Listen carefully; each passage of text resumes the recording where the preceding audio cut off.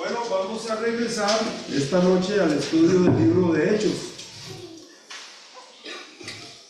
Y hoy nos toca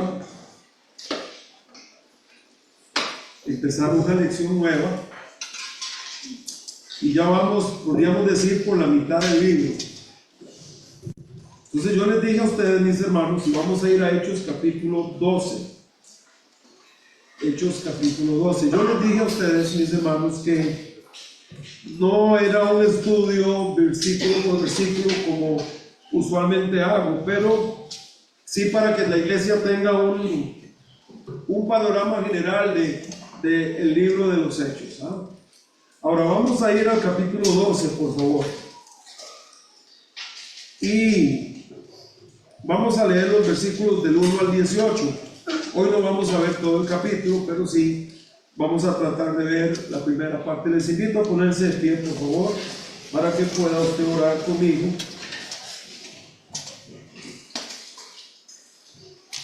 Y bueno, leer y luego orar. Dice así. Voy a leerlo y usted, por favor, me va siguiendo allá.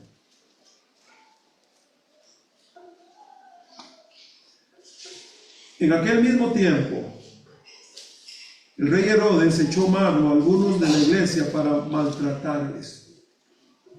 Y mató a espada a Jacobo, hermano de Juan. Y viendo que esto había agradado a los judíos, procedió a prender también a Pedro. Eran entonces los días de los panes sin levadura, y habiéndole tomado preso, le puso en la cárcel, y entregándole a 4 grupos de 4 soldados cada uno, para que le custodiasen, y se proponía sacarle al pueblo después de la Pascua. Así que Pedro estaba custodiado en la cárcel, pero la iglesia hacía sin cesar oración a Dios por él.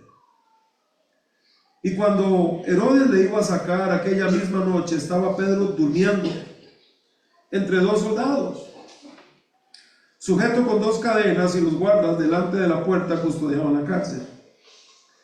Y aquí que se presentó un ángel del Señor, y una luz resplandeció en la cárcel, y tocando a Pedro en el costado le despertó, y diciendo: levántate pronto.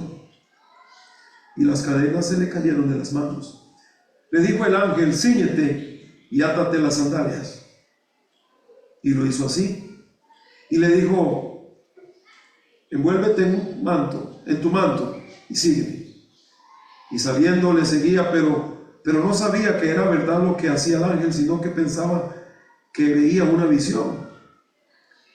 Habiendo pasado la primera y la segunda guardia, llegaron a la puerta de hierro que daba a la ciudad, la cual se les abrió por sí misma, y salidos pasaron una calle, y luego el ángel se apartó de él. Entonces Pedro, volviendo en sí, dijo: ahora entiendo verdaderamente que el Señor ha enviado su ángel y me ha librado de la mano de Herodes y de todo lo que el pueblo de los judíos esperaba. Y habiendo considerado esto, llegó a casa de María, la madre de Juan, el que tenía por sobrenombre Marcos, donde muchos estaban reunidos orando. Cuando llamó Pedro a la puerta del patio, salió a escuchar una muchacha llamada Rode, la cual, cuando reconoció la voz de Pedro, de gozo no abrió la puerta, sino que corriendo adentro dio la nueva de que Pedro estaba a la puerta. Y ellos dijeron: está loca. Pero ella aseguraba que era así. Entonces ellos decían: es un ángel. Mas Pedro persistía en llamar, y cuando abrieron y le vieron, se quedaron atónitos. Pero él, haciéndoles con la mano la señal de que callasen, les contó cómo el Señor le había sacado de la cárcel, y dijo: haced saber esto a Jacobo y a sus hermanos. Y salió y se fue a otro lugar. Luego que fue de día, hubo no poco alboroto entre los soldados sobre qué había sido de Pedro. Mas Herodes, habiéndole buscado sin hallarle, después de interrogar a los guardias, ordenó llevarlos a la muerte. Después descendió de Judea a Cesarea y se quedó allí. Gracias, Señor, por tu palabra, y pedimos tu bendición para este tiempo de estudio bíblico. En el nombre de Jesús oramos. Amén. Gracias, mis hermanos. Muy bien. Hay un versículo que yo quiero que usted vea conmigo aquí en 1 Pedro 3:12. Dice así. Vamos a leerlo juntos, ¿listos? Porque los ojos del Señor están sobre los justos y sus oídos atentos a sus oraciones, pero el rostro del Señor está contra aquellos que hacen el mal. Otra vez vamos a leerlo, vamos a decir la cita, versículo y cita. 1 Pedro 3:12. Porque los ojos del Señor están sobre los justos y sus oídos atentos a sus oraciones, pero el rostro del Señor está contra aquellos que hacen el mal. Bueno, esta noche vamos a comenzar a ver esta lección del capítulo 12 de Hechos, es la lección número 13, la muerte de un rey asesino. Pero hay un tema aquí general, aquí en el libro, o en el capítulo, en la lección de hoy, y es que Dios es un Dios soberano y su voluntad debemos obedecerla. Y yo quisiera que pudiéramos tener varias cosas en la mente a medida que avanzamos aquí con la lección. El número uno es esto, hermanos. Nosotros necesitamos aceptar la dirección de Dios en nuestra vida. Incluso si la dirección que Dios nos da involucra hacer cambios enormes en nuestra vida. Voy a repetir, nosotros necesitamos aceptar la dirección de Dios en nuestra vida, incluso cuando la dirección de Dios nos lleve a hacer cambios en nuestros planes y metas. Y otra cosa que quiero que podamos ver es que, bueno, hemos venido hablando un poco de esto, ¿verdad? En cuanto a la oración, pero esta noche vamos a recalcar un poco el punto. La importancia de que la iglesia ore. Una de las cosas que es menos popular en la iglesia son los cultos de oración. Al cristiano no le gusta orar. Es algo extraño que cuando aceptamos a Cristo tuvimos que orar. Y una vez que somos hijos de Dios no queremos hablar con ese Dios que nos salvó, con ese Dios que tuvo misericordia, con ese Dios que nos hizo hijos suyos. Y vea qué importante, hermanos, es la oración. La oración tiene un poder muy especial y no es que le torcemos el brazo a Dios como enseñan las sectas falsas. No es que el cristiano ora y entonces Dios hace lo que el cristiano pide, no. El Padre nuestro dice, hágase tu voluntad. Es así, que es el modelo de oración, no como una cuestión de repetir, sino el modelo. Y estuvimos en el tiempo de la pandemia, hablamos acerca de la oración y es probable que lo repitamos después. Porque es importante que el cristiano entienda que parte fundamental de la oración es pedir que se haga la voluntad de Dios en todo asunto. Y pedirle al Señor que nos ayude a aceptar su soberanía en las decisiones que Él toma. No siempre lo que Dios decide nos gusta, pero necesitamos entender que Dios no se equivoca, ¿verdad que sí, hermanos? Dios no se equivoca. Tenemos que recordar que Dios es un Dios bueno, ¿verdad que sí, hermanos? Dios es bueno. Y es muy fácil, cuando no ha tocado la situación de nuestra vida, decir eso, pero cuando a nuestra vida vienen esos cambios difíciles por la soberanía de Dios, es difícil, pero necesitamos pedirle a Dios que nos ayude a aceptar su voluntad. Escúchenme, hermanos, como lo mejor.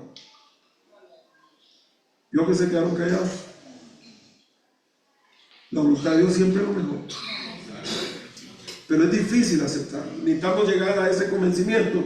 Así que necesitamos reconocer y aceptar la dirección de Dios en nuestra vida, incluso cuando esa dirección de Dios nos lleve a hacer cambios en la vida nuestra. Y dos, reconocer la importancia que tiene la oración, hermanos. Inclusive orar por cosas que son humanamente imposibles, porque Dios puede hacerlo si Él quiere. Dios es poderoso para hacer cualquier cosa.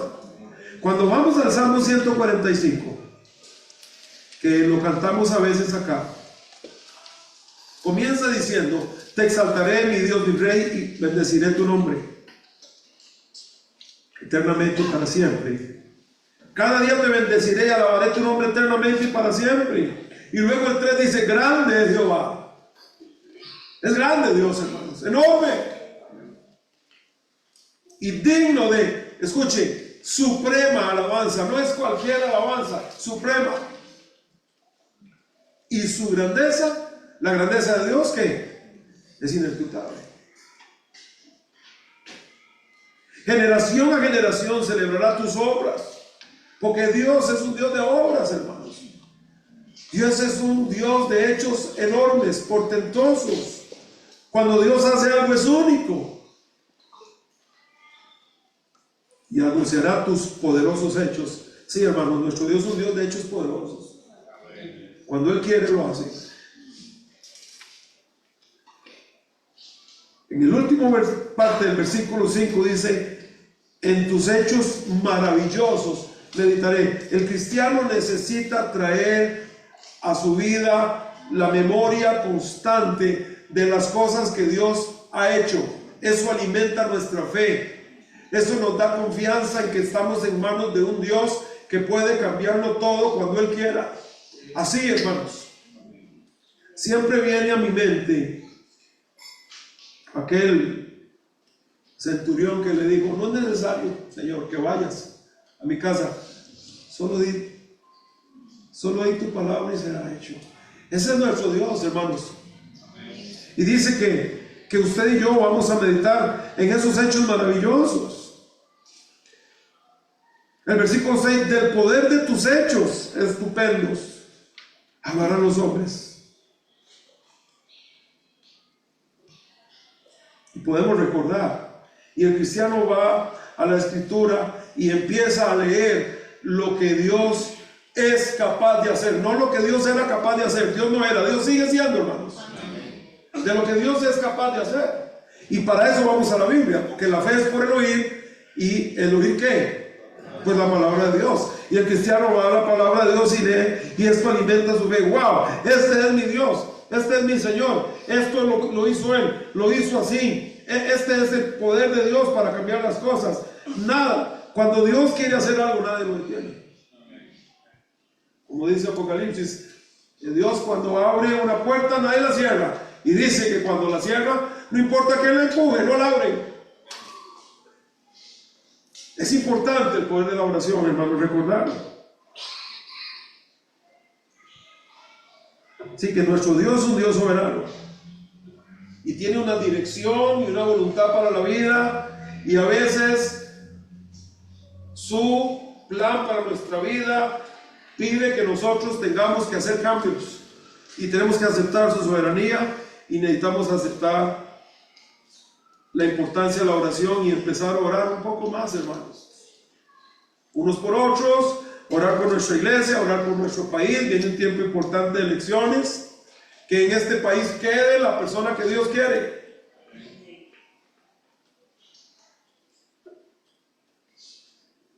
Hay mucho por qué orar, hermanos. A un Dios que escucha a sus hijos. Los ojos del Señor están sobre los justos y sus oídos, ¿cómo? Miren, atentos a sus oraciones. Dios escucha la oración de sus hijos. Por otro lado,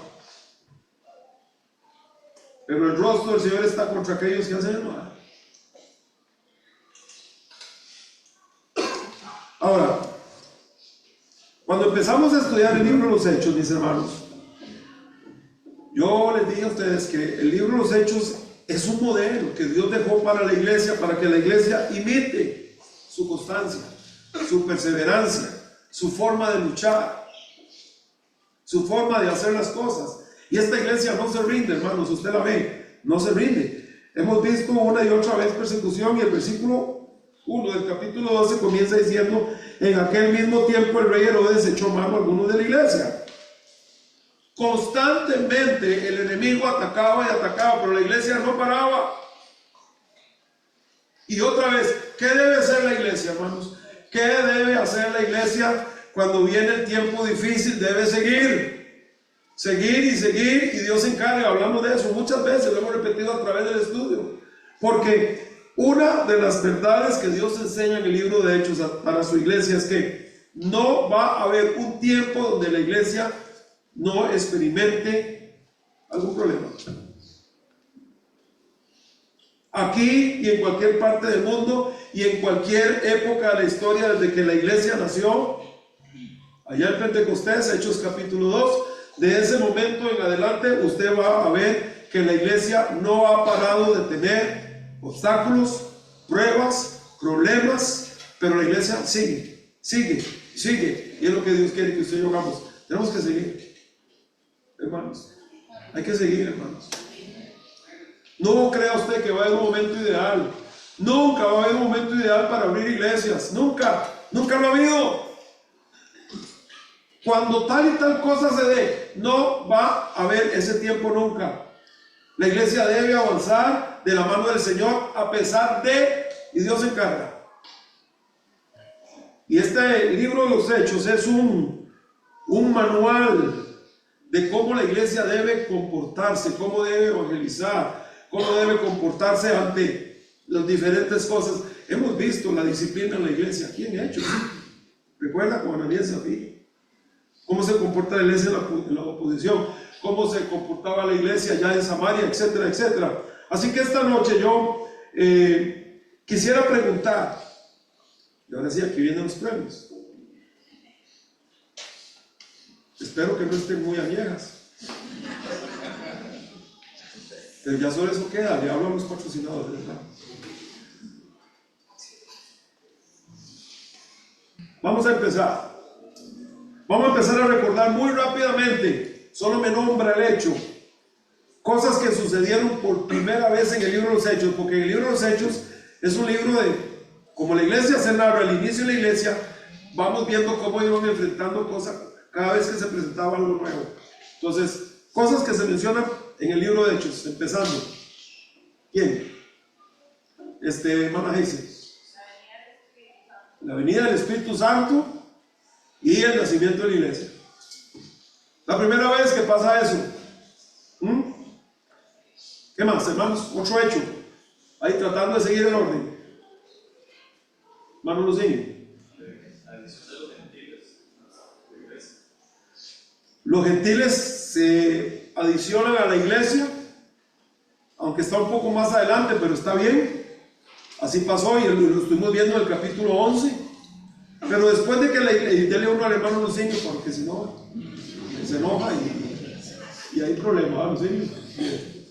Después de que la iglesia nace, ¿qué otras cosas, hermanos? Por primera vez, hermana Alicia.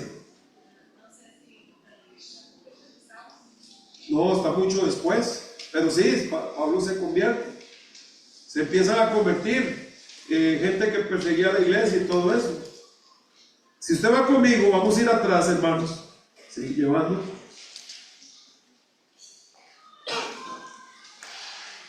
La iglesia nace. Tenemos cómo vivía la iglesia en sus inicios. ¿Recuerdan? Y aparece el modelo que Dios quiere y el modelo que Dios da para una iglesia que quiere crecer. Y luego aparece la curación de un cojo en Hechos 3. Ya, primer milagro propiamente, podríamos decir, de la iglesia.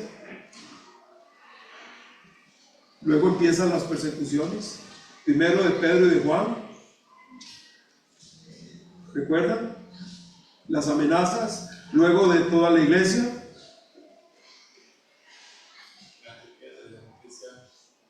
Sí, pero ya para el capítulo más adelante, pero ya casi llegamos ahí. Denle otro a la hermana Alicia, porque hace cucharas David también, ¿verdad? La hermana Alicia y David, sí. Y luego, cómo trató con el pecado de la iglesia en el capítulo 5, Ananías y Zafira. Es la primera vez que pasó. Y luego, en el capítulo 6, ¿qué tenemos por primera vez? Los diáconos. hermana Barney, los diáconos, porque la iglesia se va extendiendo, va creciendo en número, va creciendo en ministerio. Entonces, ¿qué significaba? Que la gente y los miembros de la iglesia tenían que empezar a escuchar al Señor, al Espíritu Santo en sus vidas, dirigiendo hacia qué ministerio, qué obligación, qué tarea desempeñar dentro de la iglesia, y nacen los diálogos. Porque ya la iglesia iba creciendo, miles y miles acá. Y luego en el capítulo 7, la primera vez, Coco, ¿qué tenemos? Primer mártir, muerte de Esteban. Es completamente, usted puede ver, ellos fueron una iglesia que cada vez que llegaba el desafío, se acomodaban y seguían adelante. Luego tenemos a un nuevo perseguidor en el capítulo 8. ¿Quién es?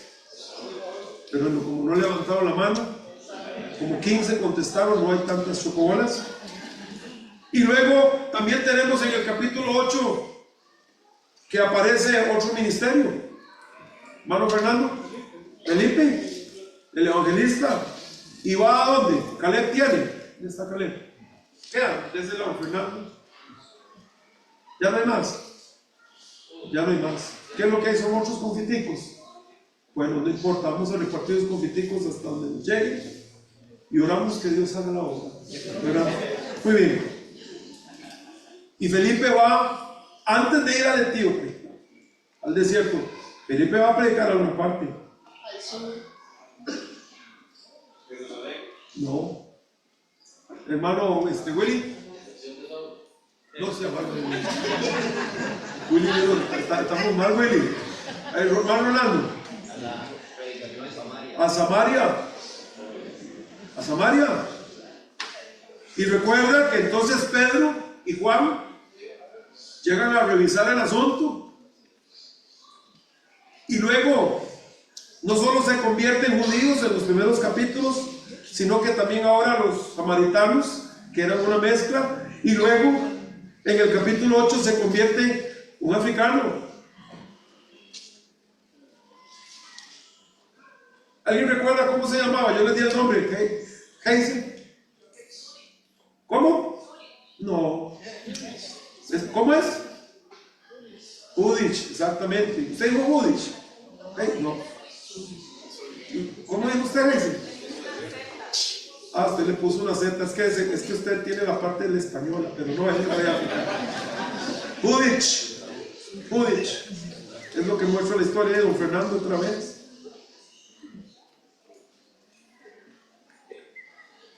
Y luego, en ese momento también, se da un evento, hermanos.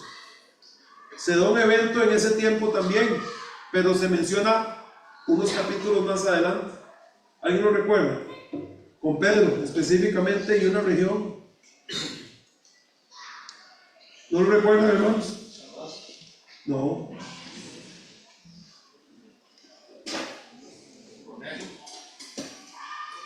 Anterior. Dígame, Philip. Pedro, Dios le envía a Jope. Ahí hay un grupo de gente que viene al Señor. Y también está Cornelio.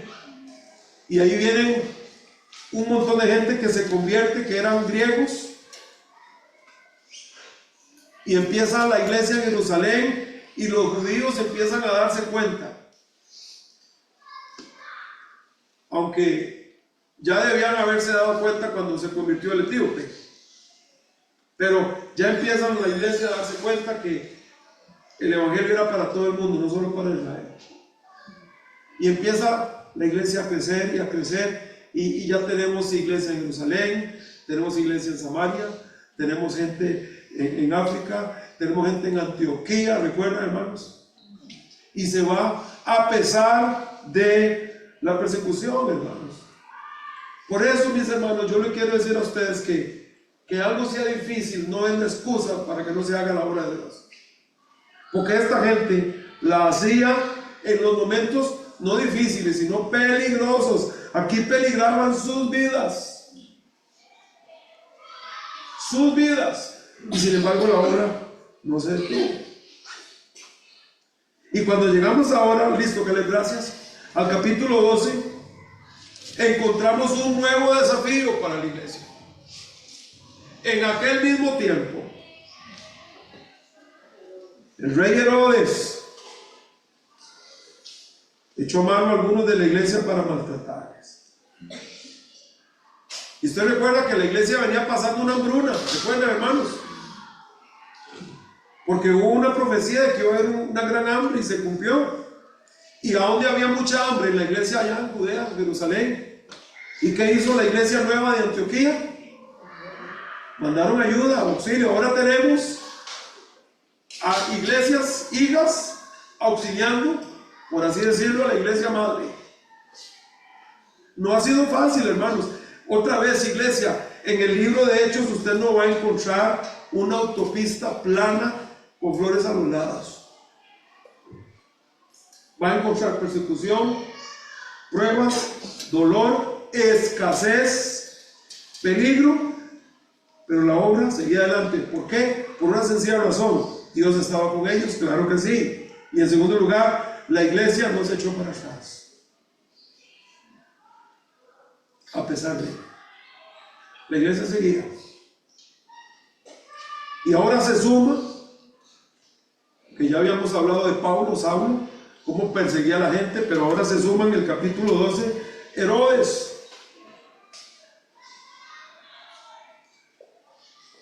Y no solamente maltrata a algunos, sino que en el versículo dice que mata a Jacobo. Y encarcela a Pedro. Y se encrudece aún más la persecución para la iglesia. Pero ¿qué ve usted aquí a la iglesia haciendo? Pero la iglesia hacía oración por Pedro. No se echaban para atrás, hermanos. La iglesia seguía. Así que una de las cosas que vemos en el libro de Hechos es esta, hermanos.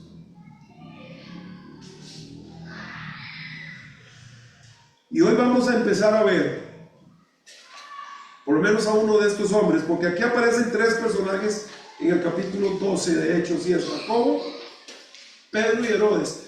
Y hermanos, vamos a ver la soberanía de Dios en la vida de estos tres hombres. ¿Qué significa que Dios es soberano? Significa que Dios decide y no tiene que preguntarle a nadie. Y otra vez, amén, amén, y está bien decirlo, porque Dios es soberano, hermanos. Dios es soberano, hermanos. Pero cuando su soberanía toca nuestras vidas, es donde es complicado aceptarlo. No es fácil. No es fácil aceptar que Dios decida algo que toca profundamente nuestro corazón. Pero volvemos al punto, hermanos, Dios se equivoca, iglesia. Mis hermanos, iglesia Bautista Coronado, Dios comete errores. Dios es malo. Su plan es el correcto. Necesitamos aceptar eso. Y como leí, estudiando, más o menos dice así: cuando el cristiano llega a aceptar que todo lo que pasa en su vida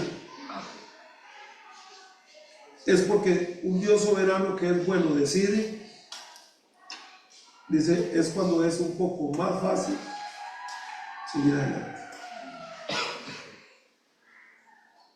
Pero no es fácil, hermanos. Yo no me voy a parar aquí a decirles a ustedes que es facilísimo y que eso a mí no me afecta, porque no es así. Yo recuerdo cuando a mí me dijeron que David se iba a morir, mi hijo, ustedes recuerdan, hermanos, nosotros pasamos 10 días muy difíciles en la casa, porque a nosotros dijeron que David se iba a morir en cualquier momento del corazón. Fue muy difícil. No es fácil aceptar las cosas que Dios dice. Claro, gracias a Dios fue un error médico. Tuvimos que ahondar en un montón de gastos y exámenes por fuera, para que le hicieran un montón de taxi, un montón de situaciones, para que nos dijeran que ese diagnóstico era equivocado y gracias a Dios todo estaba bien. Pero esos 10 días, mientras eso pasaba, fue muy duro, hermanos. Por eso yo le voy a decir, no es fácil. Y necesitamos, creo que una de la oración que el pueblo de Dios necesita hacer, ustedes y yo, es pedirle al Señor la fortaleza y la fuerza para aceptar las decisiones de Dios. Porque no es fácil, hermanos. Y también orar por nuestros hermanos que están pasando por momentos difíciles. Porque les tengo una noticia, hermanos, nos puede pasar a nosotros en cualquier momento. ¿Sabían eso? A cualquiera aquí. Así que vamos a orar por ellos con el mismo interés que nos gustaría que oráramos nosotros. Con esa perseverancia y con ese deseo de que Dios consuele, ayude y dé fuerzas para que continúen nuestros hermanos. Pero Dios es soberano, hermanos. Significa que Dios manda y que no necesita pedir permiso a ninguna persona para tomar decisiones o hacer sus planes. Y lo vemos en la vida de estos tres hombres que aparecen aquí: Jacobo, Pedro y Herodes. Ahora vamos a hablar de Jacobo esta noche y lo dejamos ahí por el tiempo. Y vamos a ir al versículo 1 y 2. En aquel mismo tiempo, el rey Herodes echó mano a algunos de la iglesia para maltratarles. Pues ahí estaba el plan, ¿no? ¿Cuál era la intención? Era maltratar a la iglesia, golpear a la iglesia. Ese, hermano, siempre ha sido el propósito del enemigo.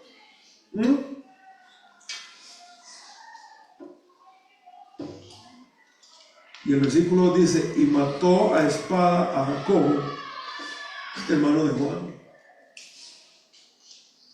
Ahora, voy a leerles este párrafo y pónganme mucha atención. Todos conocemos al rey Herodes, aquel rey Herodes que mandó matar a los bebés cuando quiso eliminar a Jesucristo, recuerdan, en su nacimiento. Bueno, este Herodes que hizo eso,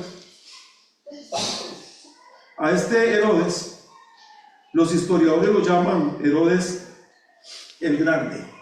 Este primero. Este Herodes Grande fue el que inició una dinastía herodiana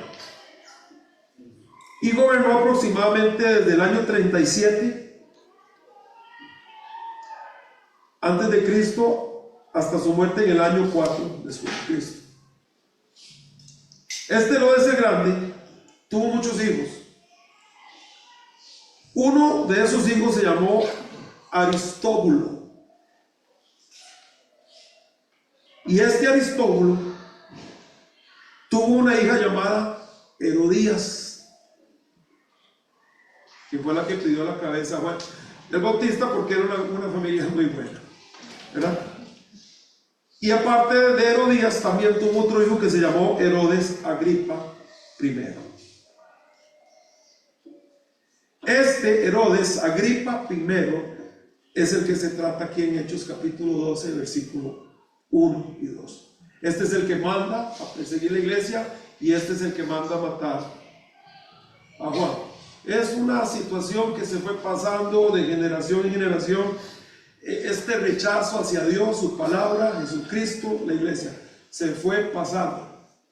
Y aunque ese no es el tema, creo que cabe que recordemos lo importante que ustedes y yo pasemos lo bueno a la próxima generación.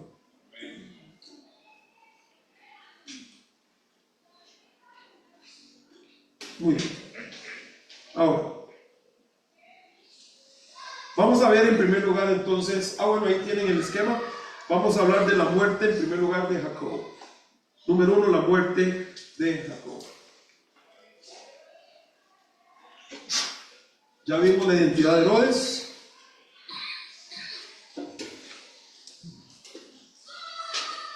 Muy bien. Ahora, este capítulo 2, hermanos, comienza con un relato entre Herodes y Jacob. Y como ya vimos, el problema es que hubo varios Herodes y varios Jacobos. Entonces ya identificamos a Herodes en primer lugar. Ahora, vamos a hablar de la identidad de Jacobo ahora. ¿Cuál Jacobo es este? El Jacobo en nuestro pasaje, hermanos, es el hijo de Zebedeo, el hermano de Juan, quien fue uno de los 12 apóstoles y fue el primer apóstol en morir. Fue muerto en el año 44 después de Cristo. Yo quiero comenzar, y aquí es donde casi que paramos hoy porque no podemos seguir con la parte de Pedro. Aquí es donde viene la situación de la soberanía de Dios. ¿Era Jacobo como apóstol, como cristiano, un buen creyente, hermanos? ¿O le pasó por mundano esto? ¿Qué creen ustedes? Era un gran creyente, hermanos. Y fue un gran siervo de Dios y un hombre de Dios. Y yo la pregunta es, ¿por qué algunos siguen? ¿Y por qué algunos se van muy pronto y primero? ¿Les contesto? ¿Sí les contesto, hermanos? No lo sé y nadie lo sabe, solo Dios. No podemos saber. Lo que podemos saber en esto es que Dios es soberano y Dios decide. ¿Por qué no murió primero Pedro y Jacobo fue puesto en la cárcel? Porque aquí murió Jacobo y Pedro fue puesto en la cárcel. ¿Por qué el Señor no cambió la cosa y Pedro muere primero y manda a Jacobo, y en vez de estar hablando de que murió Jacobo, estaríamos hablando de que murió Pedro y estaríamos después leyendo cómo Jacobo fue librado de la cárcel? Creo que Dios es el que decide, hermano. Dios es soberano. Dios tiene un plan y el ser humano no lo puede entender. La mente del Señor es inescrutable. No hay forma, hermanos, de que nosotros podamos visualizar o entender todo lo que Dios ve o todo lo que Dios sabe. Y necesitamos aprender, todos, yo, ustedes, cada uno en este salón, necesitamos aprender a descansar en que las decisiones que Dios toma, las toma por una razón, que es una razón buena, y que Dios es un Dios bueno, hermanos. Qué fácil es esto, otra vez, no lo es, hermanos. El cristiano que diga que esto es fácil, pues no sabré yo qué decirle. Pero yo sé que esta es una de las cosas más difíciles en la vida cristiana y necesitamos pedirle a Dios que nos ayude a aceptarlo. Es difícil.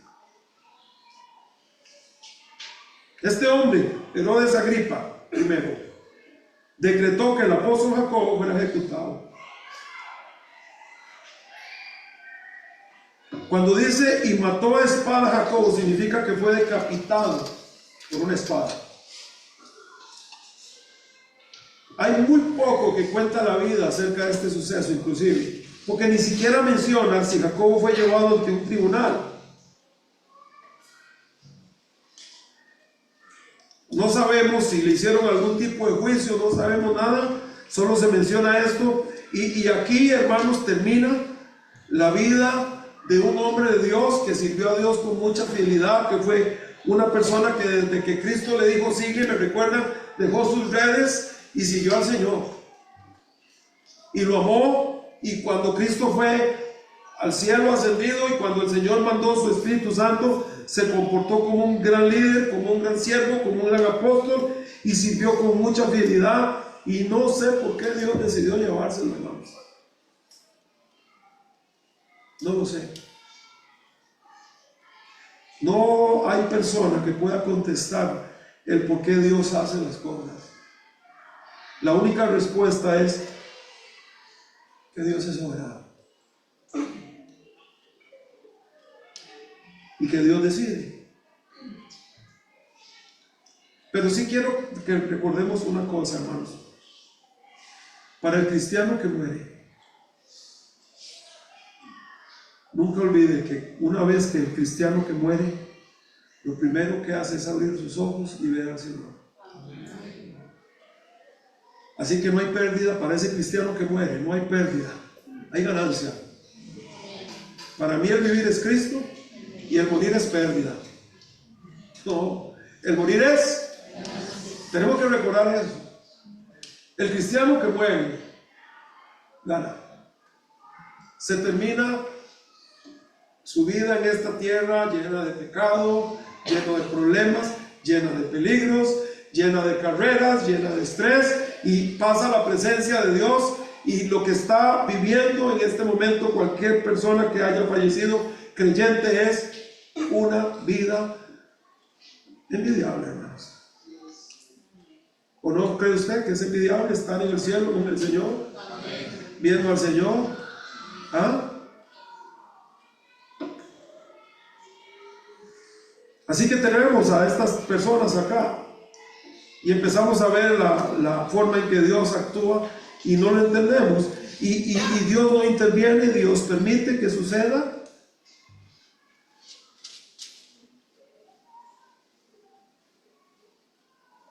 Y por otro lado comienza Pedro.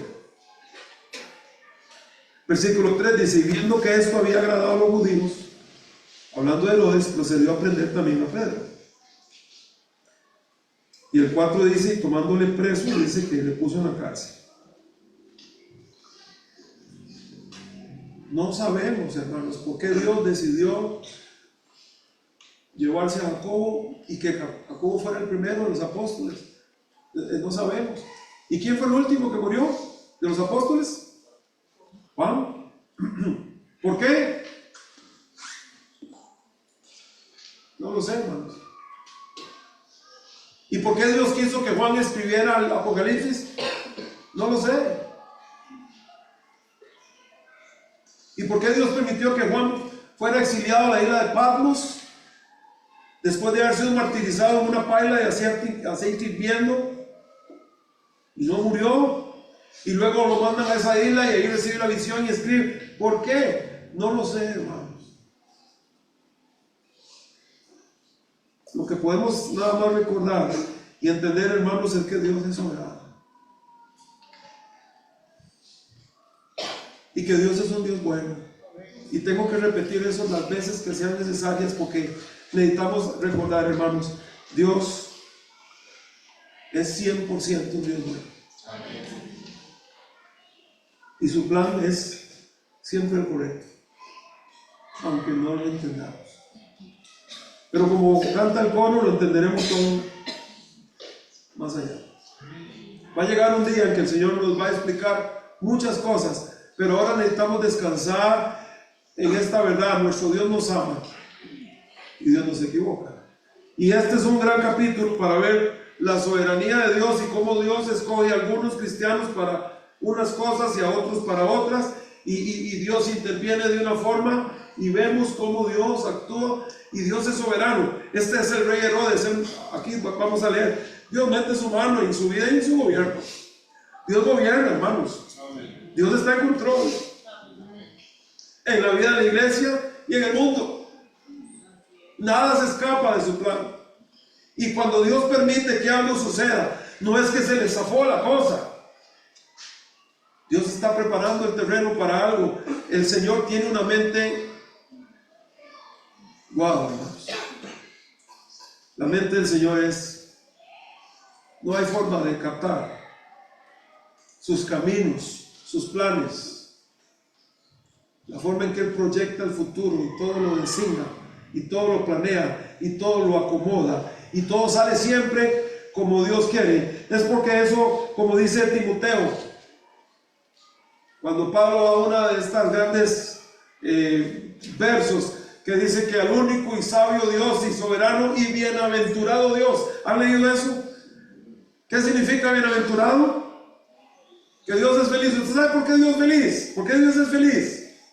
Porque siempre se hace lo que quiere. Dice que Dios es bienaventurado, ahí dice en Timoteo. Y ya por el tiempo no lo podemos ver. Dios no tiene atrasos. Dios no tiene impedimentos. Ni siquiera se le complica la existencia al Señor, hermanos. Todo camina en su tiempo, en su momento justo, Y Él acomoda todo para que se haga lo que Él quiere, como Él quiere, cuando Él quiere, siempre. Y en la vida de quien Él quiere. Y nosotros somos sus hijos. ¿Verdad que sí, iglesia?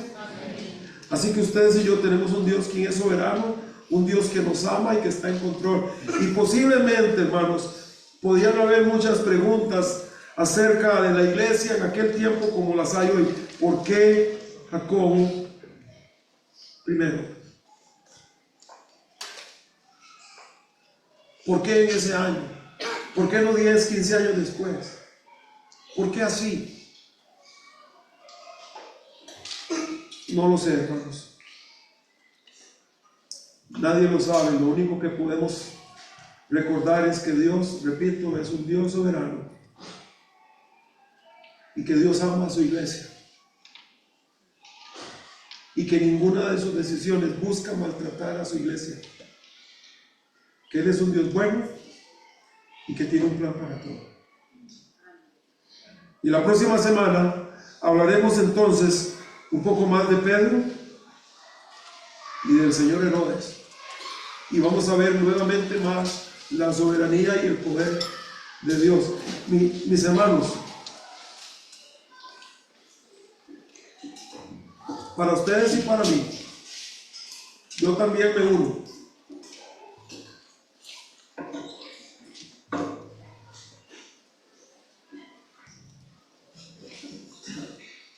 Necesitamos orar para que Dios nos ayude a aceptar su voluntad. Como dice, después lo vamos a ver, solo para recordar. Padre nuestro que estás en los cielos, es la oración modelo, santificado sea tu nombre, venga tu reino, hágase tu voluntad. ¿A dónde? En la tierra y en el cielo. Y usted y yo vivimos en la tierra, significa que usted y yo debemos orar de que la voluntad de Dios se haga en nuestra vida. Que Dios nos ayude, hermanos, a recordar esto. Yo se los digo, sería yo un hipócrita esta noche, un verdadero hipócrita, si yo les dijera a ustedes que esto es muy fácil de aceptar. Pero sí podemos descansar en el hecho de que Dios nos ama, que Dios es un Dios bueno y que en todo tiene un plan, y es un plan bueno. Y que podamos seguir adelante, hermanos.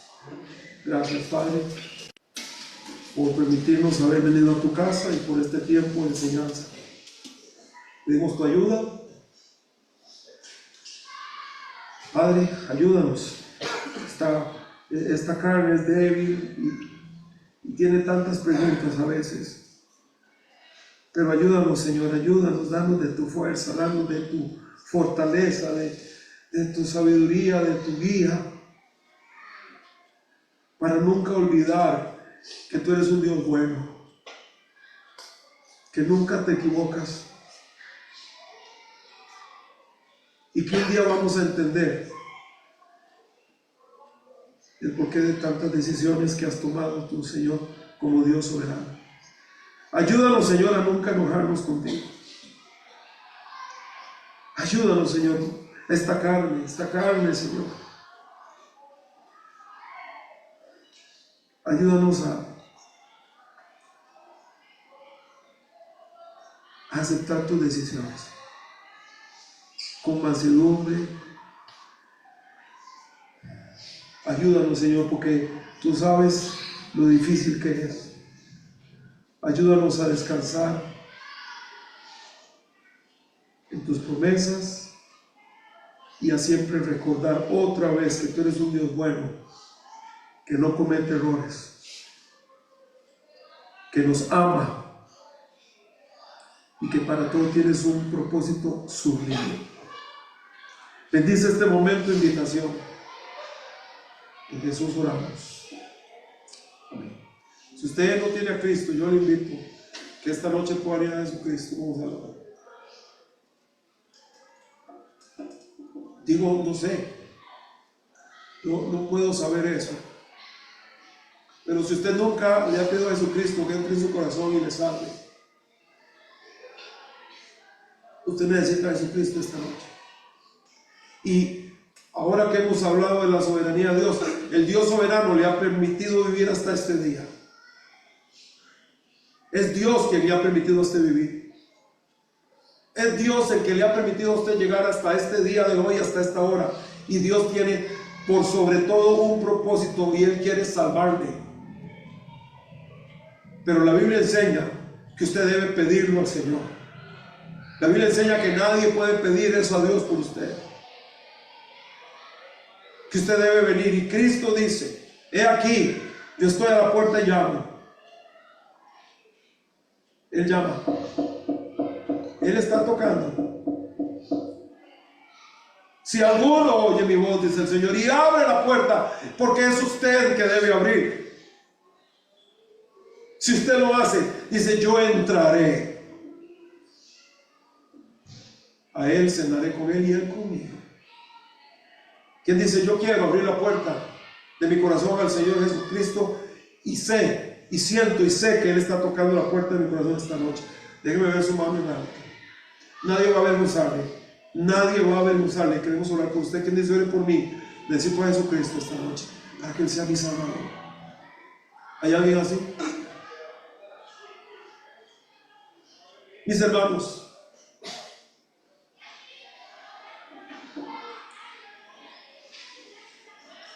Dios es soberano.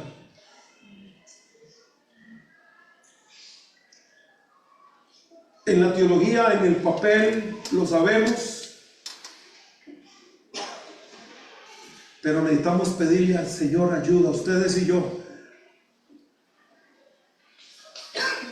para aceptarlo.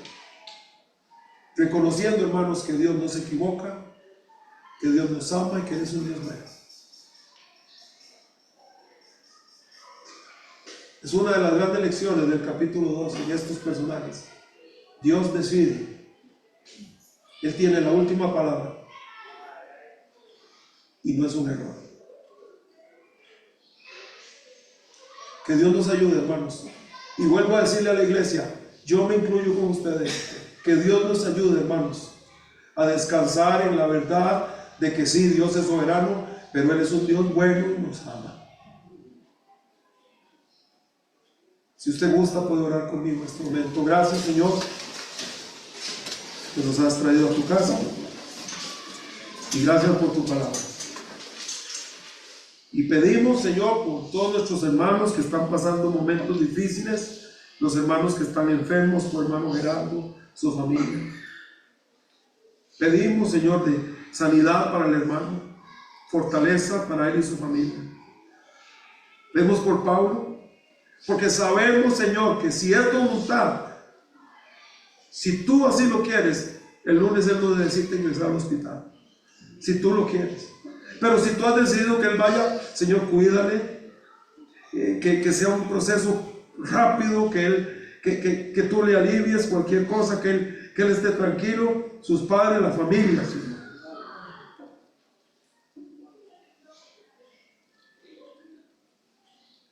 Pedimos por hermano Juan y esa operación que él le urge, Señor, tú lo sabes. Pedimos por hermano Roy y sus hijas, por don Fernando, por la familia, que tú les des de tu paz, de tu ayuda. Y pedimos por esta señora familiar del hermano Mario, que mañana tiene esta operación. Parece que amputan su pierna mañana. Que tú les des tu gracia, Señor.